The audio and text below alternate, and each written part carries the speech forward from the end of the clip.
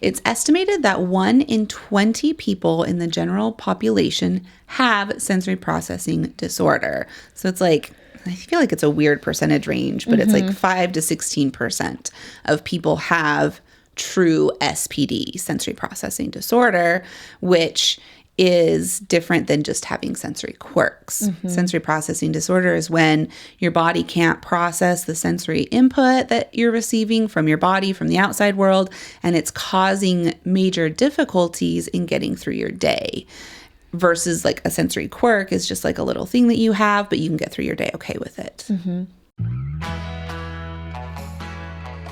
I'm Rachel. And I'm Jessica, and this is All Things Sensory by Harkla. We are both certified occupational therapy assistants, and together with Harkla, we are on a mission to empower parents, therapists, and educators to help raise confident and strong children of all abilities. On this podcast, we chat about all things sensory, diving into special needs, occupational therapy, parenting, self-care, overall health and wellness, and so much more.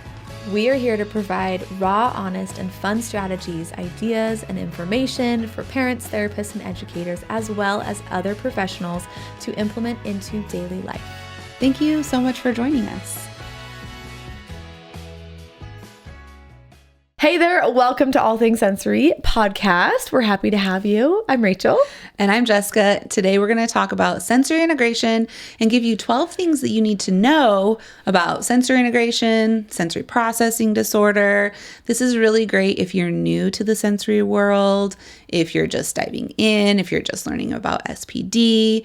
Therapists, this would be a really good one to send to clients, families that you're working with, so that they have a better understanding about sensory and SPD. Yeah. I honestly love talking about this topic because I just feel like there's a lot of misconceptions about sensory processing disorder. And so I think it's a great place to start, especially a great place for parents to start, and honestly, everyone, whether or not you have a child with SPD or sensory challenges. I think it's really helpful to just learn about it and have that awareness. And we do have another episode on the myths about SPD, where we not break the myths. We Mythbusters. We busted the SPD myths or something. Breaking the myths. I know, but that sounded weird. Not the right term. Mythbusters. We busted the myths. Yeah. So we'll link that episode because that's another good one. Yeah. All right. Let's jump in. Number 1. Everyone has a sensory system. Everyone processes the sensory world differently. Everyone is unique in the way that they process the sensory world inside and out. And that's one of the most beautiful things about us as humans. It's also one of the most challenging things for us as occupational therapists and occupational therapy assistants. So that is really the magical mystery that we as practitioners and parents get to solve and work through. Yeah, solve. I don't know if we ever solve it, but we try. We try to put the pieces together in the way that they fit the best. Yes. Yeah. The second one is that everyone has sensory quirks. This is different from SPD, which we'll dive into in a couple of minutes, but sensory quirks are really just those little sensory things that you have, that you experience, that are unique to you. So for example, I need to fidget. I like to fidget. I need to fidget. You need to fidget. Yeah. When I'm talking, when I'm listening, when I'm presenting. And that's really a sensory quirk that helps me focus and do what I need to do. Rachel's sensory quirk is that she needs to chew gum. Oh, I have no gum. Why don't you have any gum? It's right here. It's on my table of things. When she starts yawning, she'll put the gum in, and that's her sensory quirk to help her focus. I actually have another one that I was thinking of. Oh, well, because it's the fall, it's cold, my hands are dry. There's these certain dishes, especially at my mother-in-law's, and muffin tins that are this really weird texture, and if my nails screech against them, or if I touch them wrong, or my spoon clicks, it's just a visceral reaction. I thought you were gonna... It's like microfiber cloth. That's what I was thinking of. Yeah. Yeah. It's just one of those. You just yeah. It's head tilting. It's a head tilt. But I can still function. We can get through it. It's a sensory quirk. I know about it. I can work through it okay. I can eat off of those bowls if needed, if I have to, if it's an emergency. I can do it. I'm curious about these dishes. Anyways, What's sensory another quirks. example? My son's sensory quirk is that he's an oral seeker. So he has to chew gum, has to be like chewing on something. He prefers crunchy foods. One of his favorite snacks is just plain celery, which I think is so odd, but that's his sensory quirk. It's satisfying. It meets his sensory needs. So yeah, sensory quirks are those little sensory things that we have that we need to use some tools sometimes, but we can get through the day. It doesn't impact us in a huge way. Mm-hmm. Yeah. We're curious about your sensory quirks too. If you want to let us know what yours are. Yeah, leave a comment. Let us know. Yeah, we'd love that. Okay. Number 3. There are not 5 senses, contrary to what you were taught in elementary school. There are actually 8, maybe more. Who knows at this point? Yeah, I think some people are saying there's more. Yeah. For sure. But right now, documented, there are 8. There are your typical 5: touch, taste, sound, smell, sight. Mm-hmm. Did I get them all? I think so. And then you have your sense of movement, which is your vestibular system. And then you have your sense of body awareness, position in space, your proprioceptive system. And then you have your internal sense, which is interoception, kind of connects with your emotions, bodily functions. How are you feeling? Where are you at? And those 8 senses, the last 3 that I mentioned, I think are probably some of the most important for arousal level and focus and attention. And I just feel like those are the ones that we really should be teaching our kids in school about.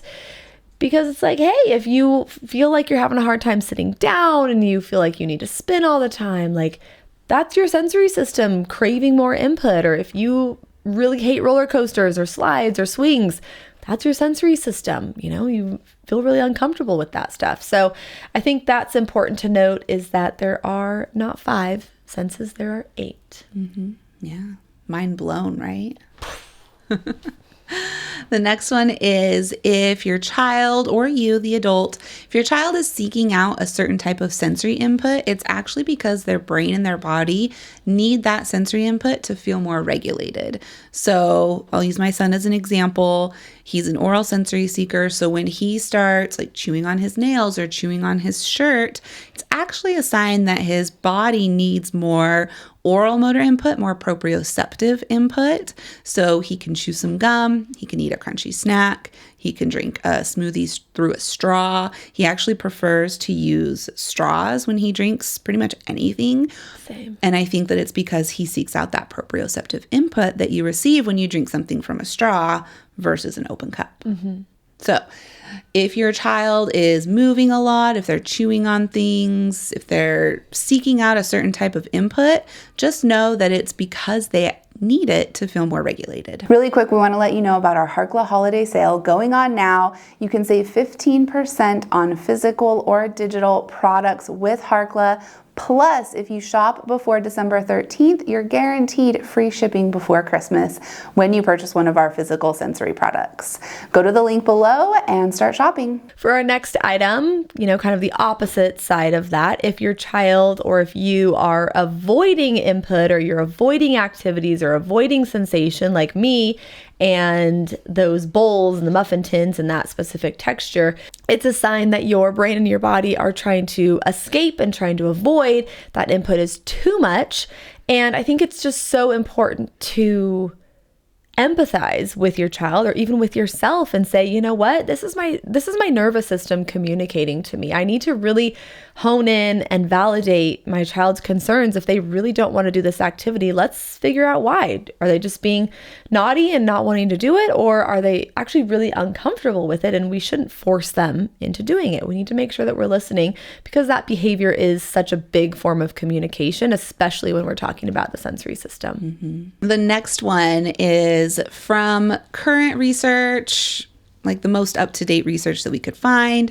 It's estimated that 1 in 20 people in the general population have sensory processing disorder. So it's like, I feel like it's a weird percentage range, but it's like 5 to 16% of people have true SPD, sensory processing disorder, which is different than just having sensory quirks. Sensory processing disorder is when your body can't process the sensory input that you're receiving from your body, from the outside world, and it's causing major difficulties in getting through your day.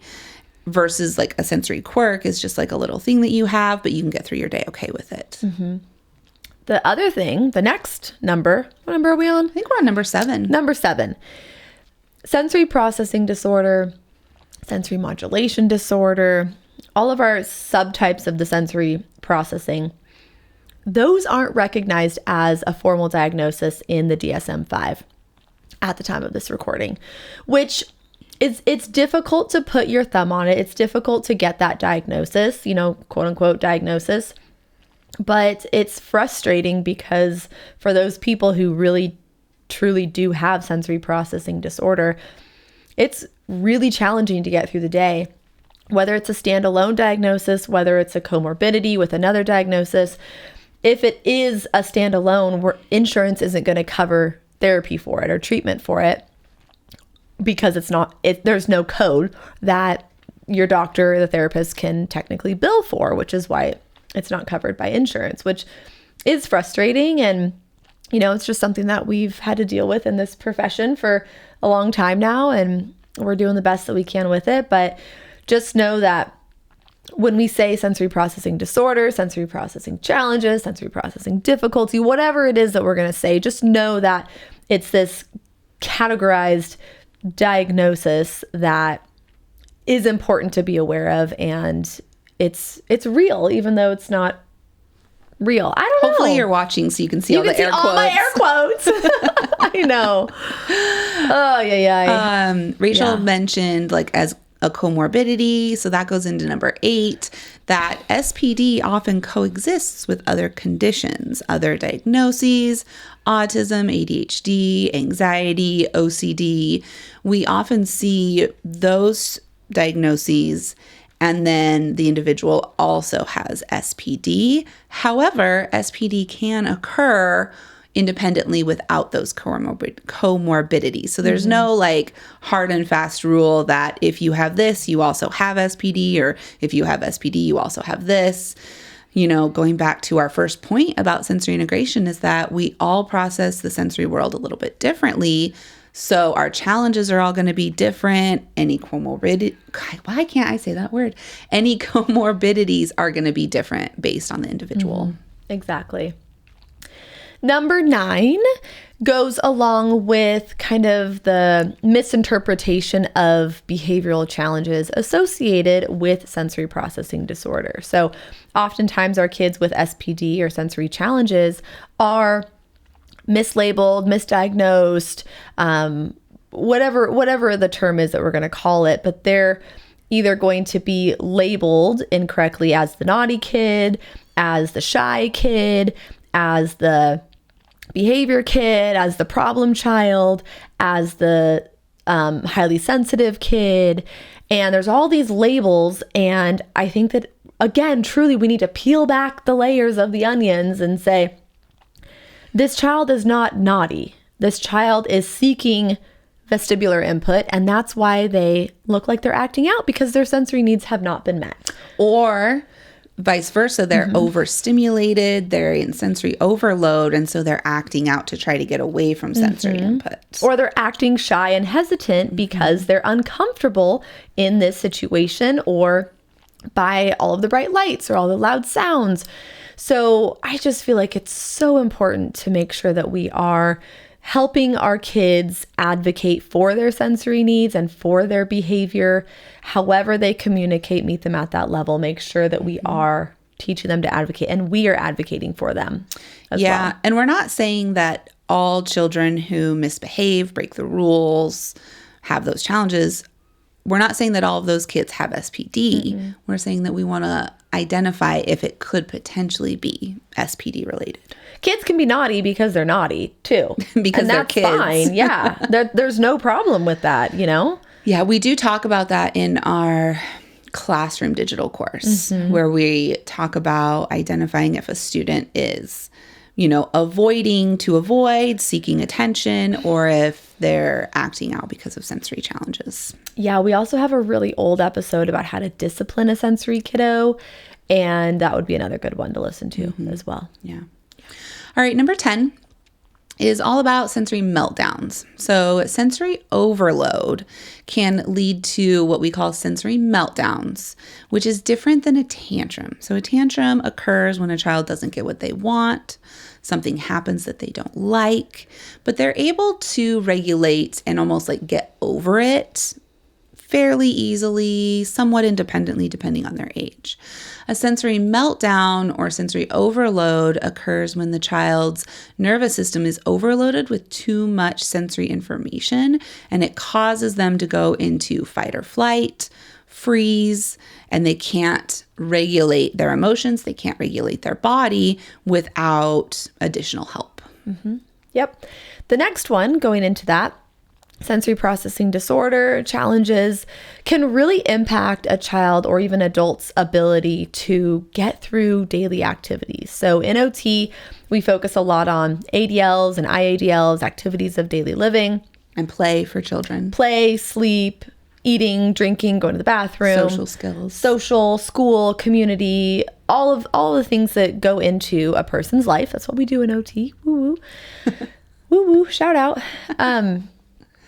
But when a child or when someone is struggling with sensory processing, they are going to struggle as well with getting through those daily tasks. The clothes don't feel right. The sock seams aren't fitting right. The food is too mushy. The lights are too bright when they go outside. Whatever it is that the child is, another common one is transitioning out of the bathtub because you get so cold and you transition. You're dealing with this right now. That is something. Yes. But whatever it is, it can really impact the ability to get through those daily routines. And that's kind of the telltale sign of whether or not you or your child have sensory processing quirks or sensory processing disorder. If your child cannot make it through their day without sensory meltdown over sensory meltdown after sensory meltdown, and you just you're struggling to get through your day, then that's really when you're like, okay, let's get help. Let's identify this and make sure that we are getting the help that we need. Mm-hmm. That's kind of like the deciding factor. Mm-hmm. Yeah. Mm-hmm. All right, number 12.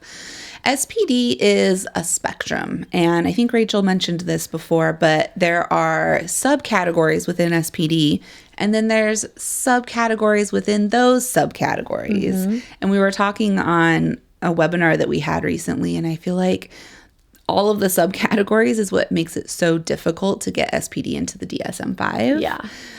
Because there is such a spectrum, there's such a range of where somebody falls in SPD.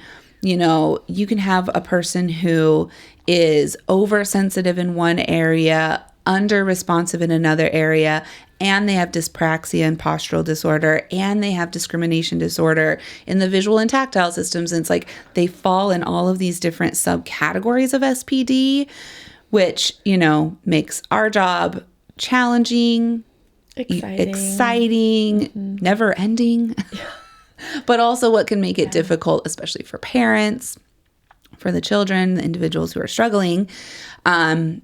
But, we talk a lot about sensory seekers and sensory avoiders. And then we do have another podcast on mixed sensory needs and talking about how most people, almost everyone, I would mm-hmm. argue, has mixed sensory needs. So you have sensory needs over here, you avoid this type of sensory input over here, you struggle in this area, but you're really good in this area. And it's just like... It's not just cut and dry. You're a seeker, you're an avoider. No. It's not like that not at all. Typically. Mm-hmm. Yeah. So there you go. We dived into sensory integration and SPD today. Lots of things. There's our 12 for you. Hopefully you learned something. Let us know what your sensory quirks are. We'd love to hear those. And we love your feedback. We love hearing your reviews, whether they're on iTunes, YouTube, Spotify, wherever you listen to this or watch. Hopefully you're watching as well, because we like to say, hey.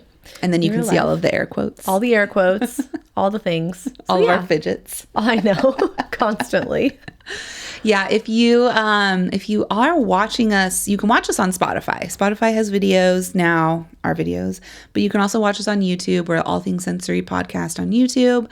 You can subscribe. You can subscribe on Spotify. Yeah, for sure. And share this episode with a friend. That's really beyond like leaving us a review or a comment. If you share this episode with a friend or share it on social media, that's really the best way you can support us. Yeah. If you like us. Hopefully you do at this point. We've been doing this for a long time. A while, huh? Okay, thanks so much. We will plan on seeing you next week. Okay, bye.